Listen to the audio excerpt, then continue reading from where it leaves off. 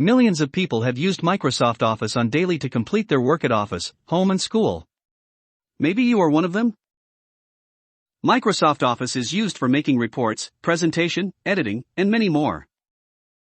Now you can understand how much useful it is. That's why now, it's available almost every mobile device. But, MS Office consists of many apps like Word, Excel, PowerPoint, and some other. That takes much more storage. Mobile storage is limited and less than computer. That's why your mobile storage get full instantly, and you got irritate and frustrate. To solve this problem, Microsoft has introduced Office all-in-one app some time ago, where we get MS Word, Excel and PowerPoint in just one app. Apart from this, many other things could be done in this app.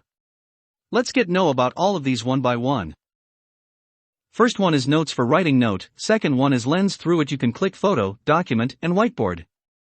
Third one is Share File Group, in which transfer file and share nearby option available.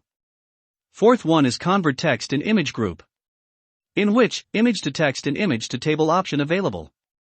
Fifth one is Do More with PDF Group. Sign to PDF, scan to PDF, picture to PDF, document to PDF, and PDF to Word option available.